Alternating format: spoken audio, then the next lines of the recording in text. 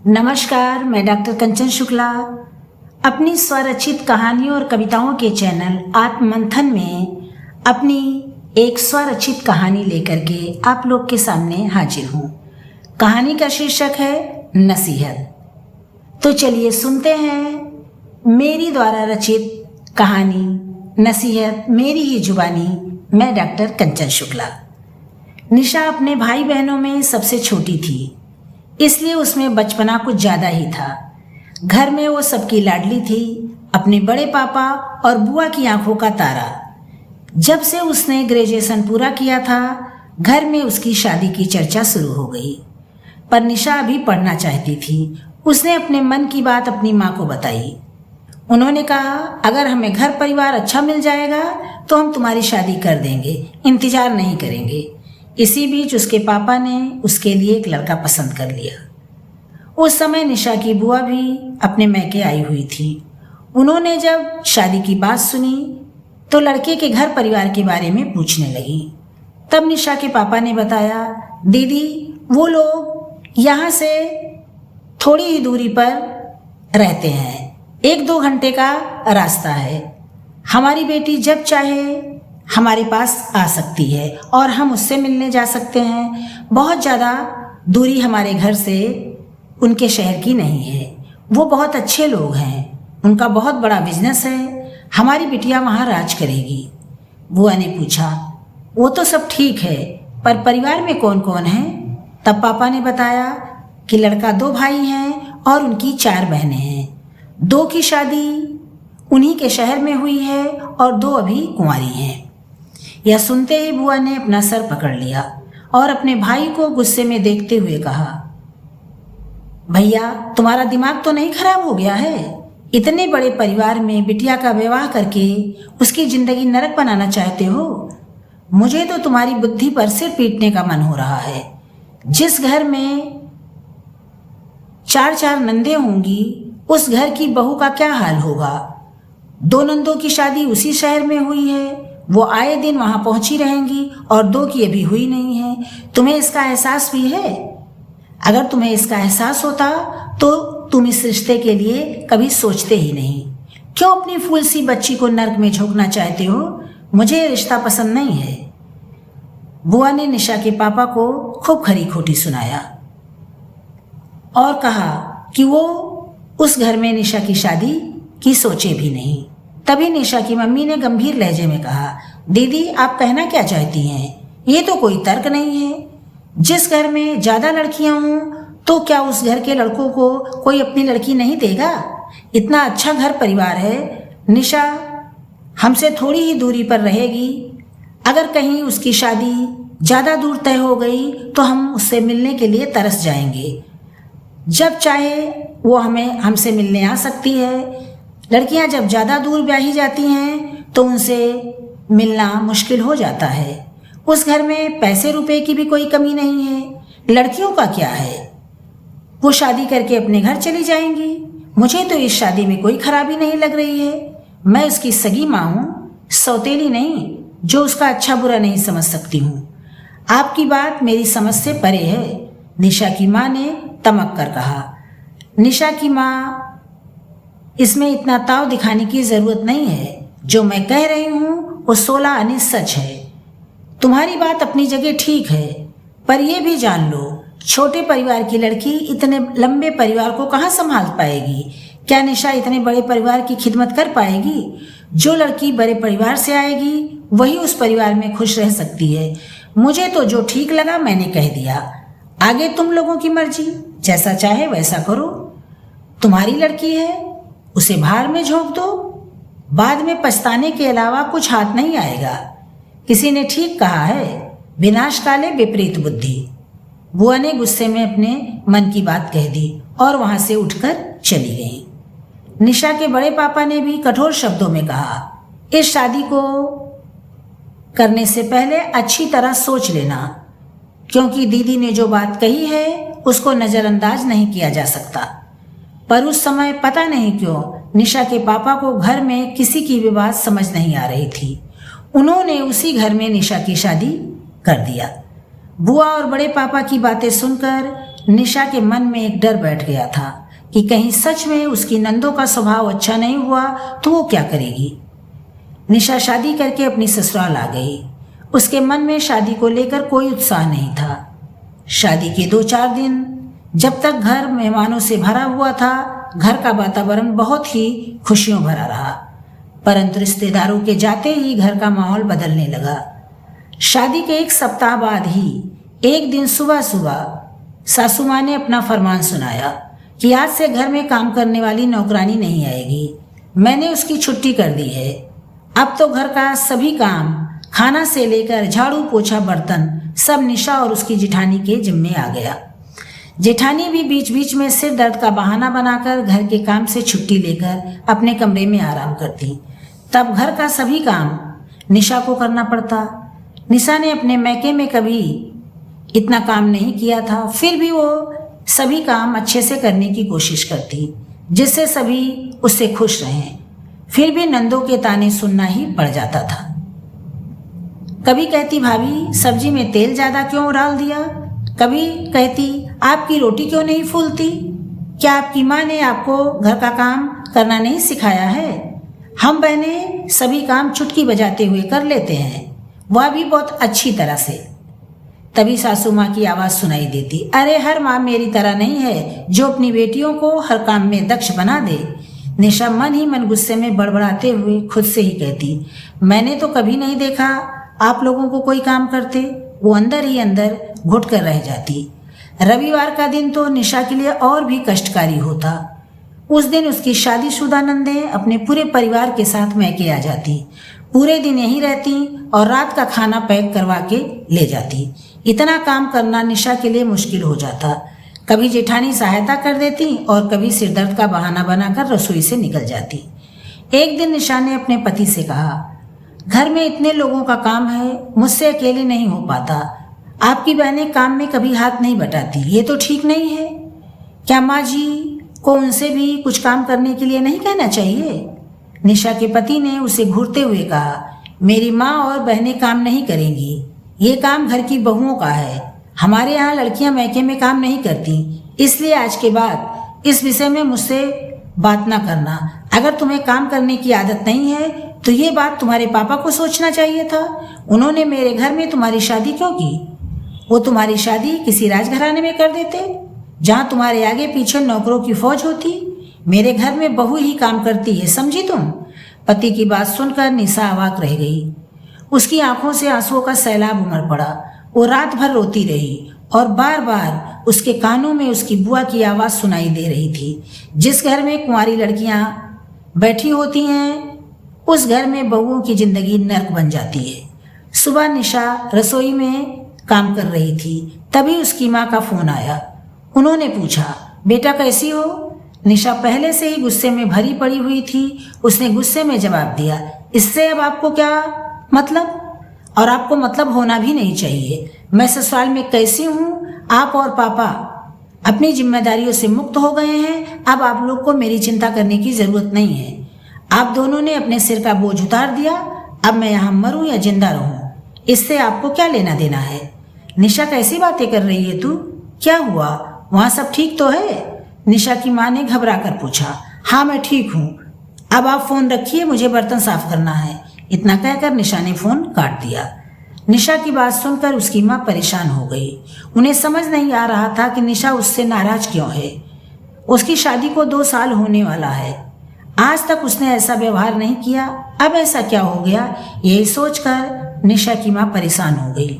शाम को जब निशा के पापा ऑफिस से आए तो उन्होंने निशा की कही बात उन्हें बताई और कहा कि आप 2-4 दिनों के लिए निशा को यहाँ लेकर आइए। निशा के पापा ने कहा, ठीक है, मैं कल ही निशा के घर जाकर उसे यहाँ लेकर आऊँगा, तुम परेशान ना हो।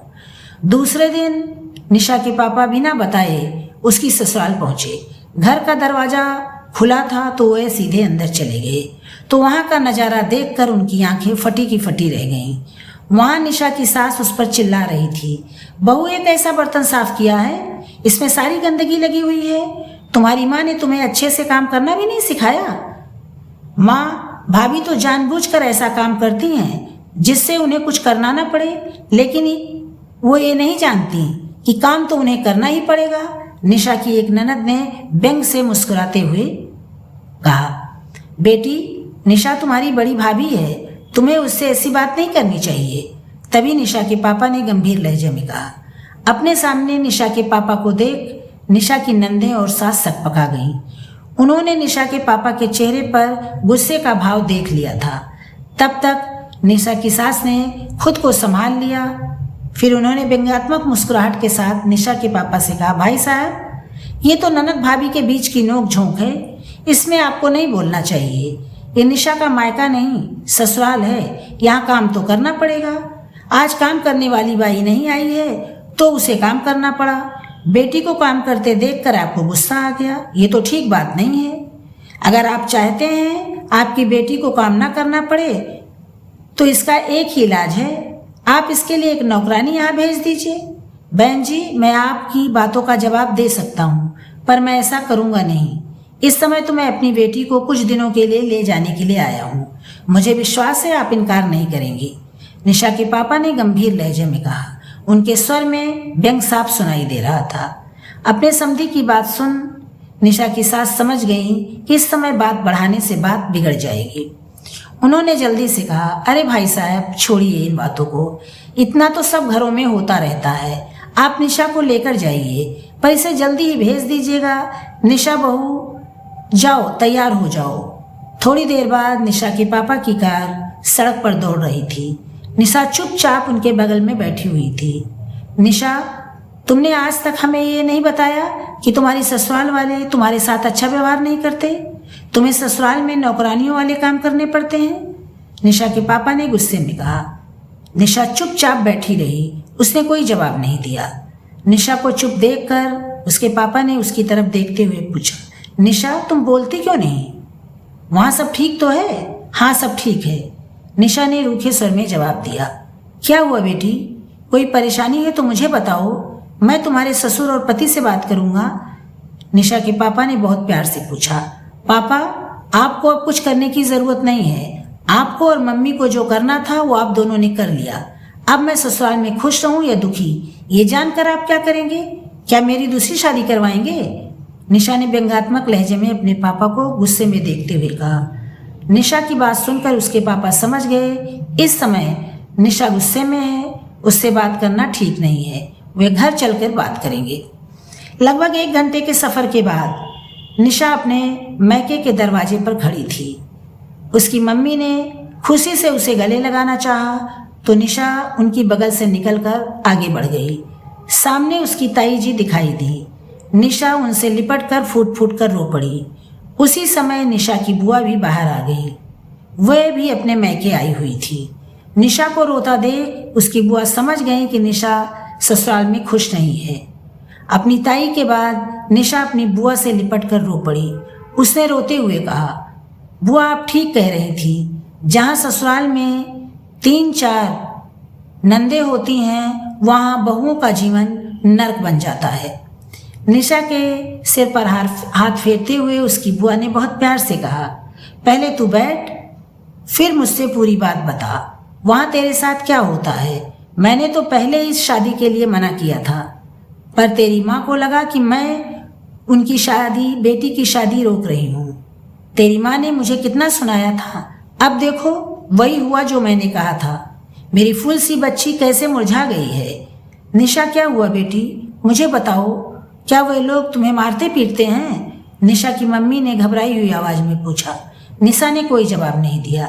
निशा, मुझे बता, क्या बात है, तेरा चेहरा इतना मुरझाया क्यों है? निशा की बुआ और ताई जी ने पूछा। जो जो व्यवहार ससुराल में निशा के साथ उसकी सास, नंदे और पति करते थे, उसने सब कुछ अपनी बुआ को बताया। निशा की बात सुनकर निशा की मम्मी का चेहरा गुस्से से लाल हो गया। उन्होंने आक्रोशित होकर कहा, अब मैं अपनी बेटी को उस घर में नहीं भेजूंगी, चाहे जो भी हो जाए।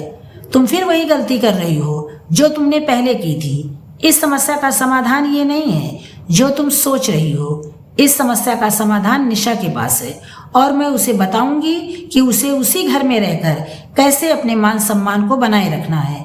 निशा की बुआ ने कठोर शब्दों में अपनी भाभी को जवाब दिया। फिर वह निशा की तरफ मुखातिब होकर बोली, निशा, जो जितना दबता है उसे उतना ही दबाया जाता है। अब जब तुम अपनी ससुराल जाना तो उतना ही काम करना जितना तुम आसानी से कर सको। जहाँ तुम गलत नहीं हो वहाँ झुकने की जरूरत नहीं है। अपने मान सम्मान के लिए तुम्हें बोलना पड़ेगा। जो तुम्हारे स्वाभिमान को ठेस पहुँचाने की कोशिश करे उसे जवाब देना सीखो। वो तुम्हारी सास हो, ननद हो या पति। मेरी बात को अच्छी तरह गांठ बांध लो। बहुत ज़्यादा सीधा होना खुद के लिए घातक होता है। जंगल का सीधा पेड़ सबसे पहले काटा जाता है। जो टेढ़ा और कटीला होता है उसे छोड़ दिया जाता है। मेरी बात समझ रही हो मैं क्या कहना चाह रही हूँ? लेकिन मेरी एक और सलाह याद रखना, बिना कारण कभी किसी का अपमान भी ना करना। तुम्हें उसी घर में रहना है तो रिश्तों को बनाकर भी रखना जरूरी होगा। यदि तुम बिना बात अपनी सास और नंदों का अपमान करोगी तो तुम्हारे संस्कारों पर उंगली उठेगी, जो उचित नहीं है। जहाँ तुम गलत नहीं हो उस जगह तुम बोल सकती हो। यहाँ तुम्हें समझदारी से काम लेना होगा, कहाँ तुम्हें बोलना है और कहाँ मौन रहना है, क्योंकि उस घर के प्रति भी तुम्हारी जिम्मेदारी है। ये बात भी अपने जहन में बिठा लो। बुआ जी, मुझे आपकी बात समझ आ गई। अब मैं वही करूँगी जो मुझे करना चाहिए। निशा ने कुछ सोचते हुए गंभीर लहजे में कहा। एक बात ध्यान में रखना, समय परिस्थिति को देखते हुए जवाब देना, जिससे तुम्हारे ससुराल वालों को सबक भी मिल जाए और तुम अपनी ससुराल में सम्मान से रहो भी। निशा की बुआ ने उसे समझाते हुए कहा। जी बुआ जी, मुझे सही रास्ता दिखाने के लिए आपका बहुत बहुत धन्यवाद। मैं ऐसा कोई काम नहीं करूंगी जिससे आप लोगों को शर्मिंदा होना पड़े। निशा ने मुस्कुराते हुए कहा और अपनी बुआ से लिपट गई। थोड़े दिन रुकने के बाद निशा अपनी ससुराल गई, लेकिन अब वो पहले वाली निशा नहीं थी। उसमें आए परिवर्तन को सभी ने महसूस किया। अब उसकी नंदे उससे कम उलझती थी। इसका कारण था अब निशा ने जवाब देना सीख लिया था। समय अपनी गति से आगे बढ़ता रहा। देखते ही देखते 6 महीने का समय निकल गया। निशा अपने हिस्से का काम करके कमरे में चली जाती। अब वो दिन भर सबका काम नहीं करती थी। अगर उसकी नंदे कुछ कहती तो दृढ़ता से जवाब देती, इससे ज़्यादा मैं नहीं कर सकती, आप लोग खुद कर लो। निशा अब खुश रहने लगी थी। एक दिन निशा घर का काम खत्म करके अभी कमरे में आई ही थी, वहाँ सासू माँ आ गई। उन्होंने कहा, तैयार हो जाओ, तुम्हें बीना के घर जाना है। उसके बेटे का जन्मदिन है। बीना उसकी ननद का नाम था। माँ जी, जन्मदिन तो रात को होगा, अभी से वहाँ जाकर मैं क्या करूँगी? तभी पीछे से ननद की आवाज़ सुनाई दी, वहाँ आपको काम करवाने जाना है, दीदी अकेले नहीं कर पाएंगी, आप लोग चली जाइए, मेरी तबीयत ठीक नहीं है। निशा ने टालते हुए जवाब दिया। तभी ननद ने तमक कर कहा, बहाना बनाने की जरूरत नहीं है, अब आप बहुत बहाने बनाने लगी हैं। आपको और बड़ी भाभी को इसी समय जाना पड़ेगा, हम लोग शाम को वहाँ आएंगे। इतना कहकर उसकी सास नंदे उसके कमरे से बाहर निकल गईं। तभी जेठानी तैयार होकर उसके कमरे में आई। तुम भी चलो, नहीं तो शाम को घर में महाभारत हो जाएगी। मेरे और तुम्हारे पति हम दोनों को सबके सामने अपमानित करेंगे और कहेंगे कि हमने उनकी माँ का अपमान किया है। निशा ना चाहते हुए भी तैयार हुई और जेठानी के साथ ननद के घर चली गई। वहाँ निशा और उसकी जेठानी को रसोई में लगा दिया गया। निशा देख रही थी कि उसकी ननद बीना अपनी सास और ननद के साथ अच्छा व्यवहार नहीं कर रही है। तभी बीना की ननद वहाँ आ गई, जिसकी शादी उसी शहर में हुई थी। उन्होंने अपनी भाभी से कहा, आपने मेरे पति को क्यों नहीं बुलाया? इस बात को लेकर वो नाराज हो रहे थे। बीना की ननद ने ये बात गुस्से में कही थी। अपनी ननद की बात सुनकर बीना ने जवाब दिया, दीदी आज के बाद आप मुझसे ऐसे लहजे में बात ना कीजिएगा। मैंने आपसे कह तो दिया था, अब अलग से आपके पति को कहने की क्या जरूरत? मैंने जरूरत समझी भी नहीं, इसीलिए नहीं कहा। इसमें इतना गुस्सा करने वाली क्या बात है?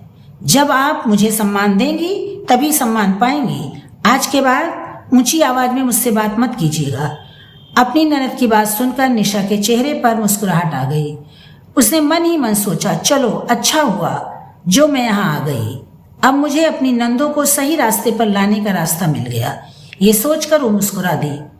निशा, तुम अकेले अकेले मुस्कुरा क्यों रही हो? उसकी जेठानी ने आश्चर्य से पूछा। दीदी, इस मुस्कुराहट का राज आज घर चलकर आपको पता चलेगा। निशा ने फिर मुस्कुराकर जवाब दिया। वहां का कार्यक्रम जब खत्म हुआ तो निशा अपने परिवार के साथ घर आ गई। घर आते ही निशा की नंदें और सास हाल में बैठकर बातें करने लगी। निशा की एक ननद ने कहा, माँ आपने देखा था कि नहीं, दीदी की दोनों नंदें काम में कोई हाथ नहीं बटा रही थी। सब काम बेचारी दीदी को अकेले करना पड़ रहा था। ऊपर से वो लोग धौंस भी जमा रही थी। दीदी ने जवाब देकर उन लोगों का दिमाग ठिकाने ला दिया। दूसरी ननद बोली, दीदी ने बिल्कुल ठीक जवाब दिया। तीसरे ने कहा, दीदी ने आईना दिखा दिया, जब सम्मान दोगी तभी मिलेगा। उसी समय निशा की शादीशुदा ननद जो इस समय मैके आई हुई थी, वो भी अपनी बड़ी बहन के घर गई थी। उसने भी अपनी बहनों की हाँ में हाँ मिलाते हुए कहा, दीदी ने बिल्कुल सही किया। नंदों को सिर पर नहीं चढ़ाना चाहिए, वरना वे ससुराल में जीना हराम कर देती हैं। इस समय वे सभी ये भूल गई थी, वह लोग भी अपनी भाभियों के साथ ऐसा ही व्यवहार करती हैं जो उन्हें भी नहीं करना चाहिए। उस समय ड्राइंग रूम में निशा के पति और जेठ भी अपनी माँ के साथ बैठे हुए थे। वे भी अपनी बहन और माँ को सही कह रहे थे। तभी निशा ने मुस्कुराते हुए व्यंग्यात्मक लहजे में अपनी ननद से कहा, दीदी आप बिल्कुल सही कह रही हैं। हम जैसा व्यवहार दूसरे के साथ करेंगे वैसा ही व्यवहार हमारे साथ किया जाएगा। ये बात आज से आप लोगों पर भी लागू होगी। निशा तुम्हारी हिम्मत कैसे हुई मेरी दीदी से इस तरह बात करने की? उसके पति ने चिल्लाकर कहा, अभी तक तो मैंने अपनी हिम्मत दिखाई नहीं है पतिदेव जी। अगर दिखाना शुरू कर दिया तो आप मुश्किल में पड़ जाएंगे। निशा ने व्यंग्यात्मक मुस्कुराहट के साथ कहा। फिर वो अपनी नंदों की ओर मुखातिब होकर बोली, आज आप लोग भी कान खोलकर सुन लें। अब जैसा आप सभी मेरे साथ करेंगी वैसा ही मैं आप लोगों के साथ करूंगी। कल से घर का काम मैं अकेली नहीं करूंगी। आप लोगों को भी घर के कामों में मेरा हाथ बटाना होगा, वरना अपने भाई और माँ से कहकर नौकरानी का इंतजाम करवा लो। मैं इस घर की बहू हूँ, नौकरानी नहीं। आज तक मैं अपना अपमान बर्दाश्त करती रही, ये सोचकर कि शायद आगे चलकर सब ठीक हो जाएगा, लेकिन आप सभी तो सिर पर चढ़कर नाचने लगी। आज के बाद अगर आप लोग मुझे मान सम्मान देंगे तभी मुझसे मान सम्मान पाएंगे, वरना आप लोग खुद समझदार हैं। ये मेरी कोरी धमकी नहीं है, मैं ऐसा ही करूंगी। आप लोगों को भी किसी की भाभी बनना है, ये मत भूलिए कि कर्म लौट कर आता है। आज जैसा आप मेरे साथ कर रही हैं, कल आप लोगों के साथ वही होगा। फिर निशा अपनी शादीशुदा ननद की ओर मुखातिब होकर बोली, दीदी आप भी किसी की घर की बहू हैं। अगर आपकी सास नंदे आपका अपमान करें तो आपको कैसा लगेगा? आपको तो अपनी छोटी बहनों को समझाना चाहिए, जबकि आप उनकी गलत बातों का समर्थन कर रही हैं। आप अपनी भाभियों को सास ननद की इज्जत करने की नसीहत देती हैं, जबकि आप और आपकी बड़ी बहन अपनी सास नंदों का आए दिन अपमान करती रहती हैं। पहले अपनी नसीहत खुद पर लागू कीजिए, उसके बाद दूसरों को दीजिएगा। इतना कहकर निशा इत्मीनान से अपने कमरे में चली गई। वहां बैठे घर के किसी भी व्यक्ति के मुंह से कोई आवाज नहीं निकली। वह सभी एक दूसरे का चेहरा देखने लगे। उनके चेहरों पर आश्चर्य साफ दिखाई दे रहा था। उन्हें अपनी गलती का एहसास हुआ या नहीं ये तो ईश्वर ही समझ सकते थे, क्योंकि ऐसी मानसिकता के लोग जल्दी बदलते नहीं हैं। पर यह भी सच्चाई थी कि निशा के पति, नंदों और सास को इतना एहसास जरूर हो गया, अब अगर उन लोगों ने निशा का अपमान किया तो उन्हें भी अपमानित होना पड़ेगा। निशा का ऐसा रूप देखकर उसकी जेठानी के चेहरे पर भी जीत की मुस्कान फैल गई। वो मन ही मन ये सोचकर खुश हो रही थी कि आज निशा ने उनकी नंदों और सास को सच का आईना दिखा दिया। जो काम वो अब तक ना कर सकी उसे उसकी देवरानी ने कर दिखाया। अगर मेरी कहानी आप लोग को अच्छी लगे तो कमेंट करके मुझे ज़रूर बताइएगा। ये थी मेरी कहानी नसीहत। ये कहानी कैसी लगी कमेंट करके ज़रूर बताइएगा और मेरे चैनल को लाइक और सब्सक्राइब भी कीजिएगा। कल फिर मिलते हैं एक नई कहानी के साथ। आपका दिन मंगलमय हो। धन्यवाद। नमस्कार।